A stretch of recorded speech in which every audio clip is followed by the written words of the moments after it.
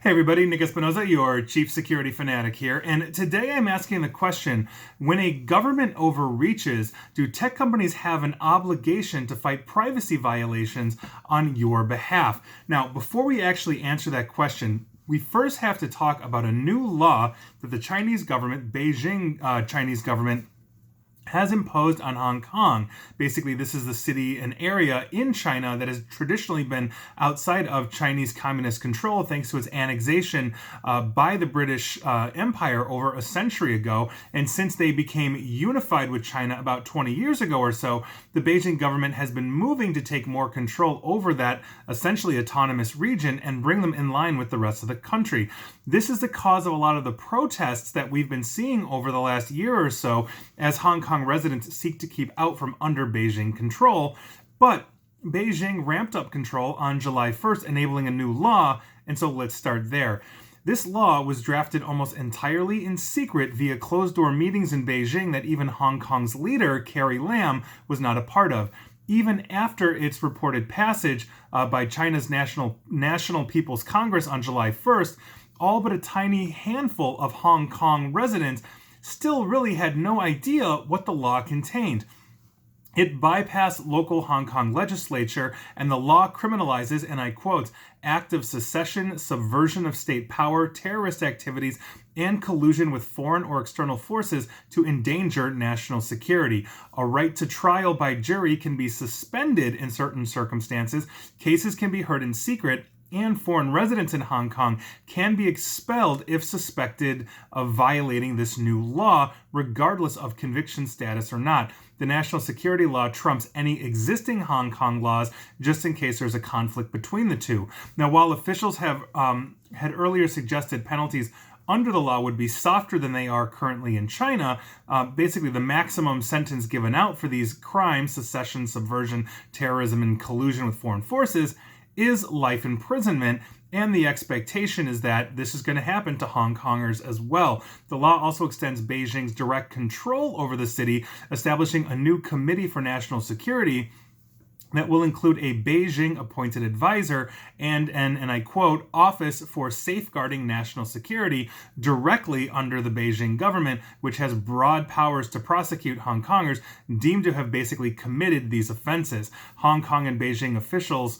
have been arguing that the law is necessary and overdue, and I should say that the politics in Hong Kong are such that there are politicians that are pro-Beijing, politicians that are not. So the pro-Beijing Hong Kong politicians are aligned with Beijing, saying this law is necessary and overdue, and promise it will only affect a tiny minority of Hong Kongers while returning stability and prosperity, as they say, to the city. We are now seeing arrests in the 6 days that this law has been into effect, and let's talk about the current issue that really sparks my question. Big tech and their huge data collection policies for everybody worldwide. Now, much of America's big tech industry, like Apple and Google, have been very quick to placate the Beijing government to help ensure that they can continue to provide their products and services in mainland China, the most populous country on earth, not just in citizenry, but also in internet users. This is a very lucrative market for the Apples and Googles of the world, but something just happened many did not see coming. Google, Facebook, and Twitter, and Apple's not really part of this, Google, Facebook, and Twitter are pausing the processing of data requests from the Hong Kong government as they say they're reviewing this new security law. A Google spokesperson said, and I quote, when the law took effect, we paused production on any new data requests from Hong Kong authorities and will continue to review the details of the new law. Twitter also halted its handling of government requests as of July 1st, and Facebook announced their pause of this on Monday, the 6th of July. And to quote Facebook, we believe freedom of expression is a fundamental human right and support the right of people to express themselves without fear for their safety or other repercussions. That is Facebook talking to The Verge. Now, Twitter says it is reviewing the new law to assess the implications, adding many terms of the new law are, and I quote, vague and without clear definition, again, according to a spokesperson. And I quote again, like many public interest organizations, civil society leaders and entities, and industry peers, we have grave concerns regarding both the developing process and the full intention of this law. Now, social media platforms typically produce private user information in response to valid court orders, depending on the legal process in various countries. But under this new position, all the companies will, at least temporarily, ignore requests coming from the government of Hong Kong. Now, aspects of Google, as well as all of Facebook basically, and Twitter have already been banned in China for several years, thanks to basically the Great Firewall, in which the government censors, monitors, and tracks activity. Although Google obviously has their google.cn, which users can basically use as a censored search engine. They were also creating Project Dragonfly and all of that. Facebook's got some other aspects as well, but the actual Facebook product and Twitter are not there, as is the core functionality of Google's search engine. And so it is stripped down. So with that, before we even get to the question, I think we have two scenarios that are going to play out, and this is how I'm seeing it. The first scenario is that these companies will actually start honoring their requests for information, knowing full well they could be sending dissidents to a life sentence, basically in the hopes of keeping some kind of relationship with China. As I mentioned, Facebook, while they may be banned, uses Chinese manufacturers for its Oculus VR headset, as well as Facebook Portal, which is the competitor to Amazon Echo.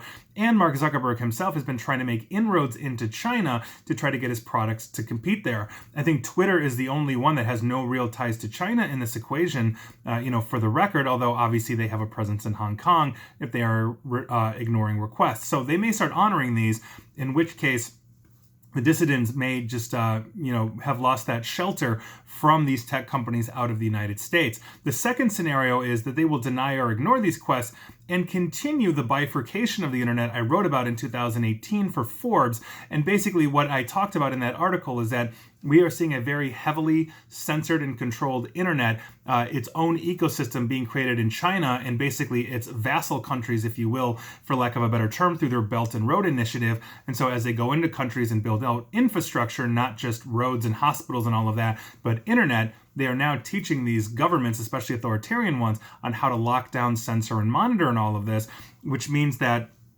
these companies like Facebook, Google, and Twitter may be making a decision to go ahead and not be in those countries and in fact just be in the more free internet, which would be the United States, North America, Europe, South America, et cetera, et cetera. So we're going to see where that goes, although Google has been trying to play both sides of the fence by essentially creating products that are very friendly to data mining and censorship for the Chinese government, as well as offering us services here on the other side of the world, which I think many people know and I've written about extensively as well. So with all of that, this brings us back to the actual question that I started with.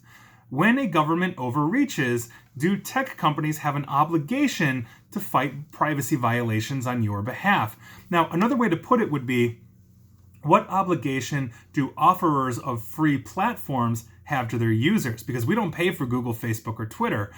No company wants to be in violation of the laws that they do business with, but at some point a situation can be created when it's less about the profit motive for the company and more about the ethics and morality of the company. Do I really want to make a few more dollars, by giving out data that is going to ensure a life sentence for somebody that quite frankly doesn't deserve it?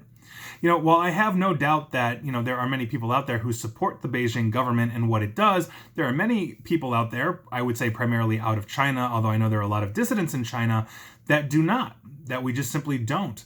I personally enjoy my right to peacefully protest my government when I disagree with it without having the fear of life imprisonment. It keeps the government in check in some ways by ensuring that we can create peaceful change due to open elections, fair and honest reporting, all of these kinds of things. These are things that we enjoy, at least here in America, and I know a lot of Europe and Canada has that same right as well. But should I have the expectation of Facebook or Google or Twitter that they honor my right to privacy when they've been data mining me and working hand in hand with my government? Edward Snowden showed us that Project Prism, was basically something where our government and the intelligence here in the United States could go right into Google, Facebook, and get whatever they wanted on us. And so where does that begin? What is my expectation of having a free platform safeguard me? The old axiom is, if it's free to you, you're the product. Does that mean I'm also the product for a government that may turn repressive on me or that may enact a law that, let's say, goes against the rights that I have enjoyed? I think these are questions that we need to answer. I mean, that I think is a very important thing, because if the answer is no, they have no right, then we don't have a right on that free platform to privacy. So what happens in a country where that penalty is life in prison?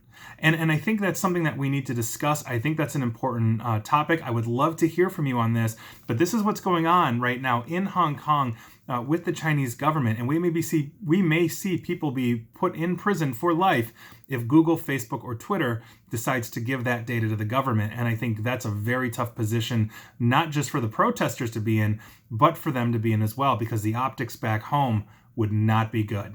So take that for what it's worth, but that is your news of the day. And please like, share, follow me here on Facebook and Twitter at NickAESP. And please feel free to subscribe to me at YouTube as well, all free platforms that are data mining us. And as always, stay safe and stay online. Thanks.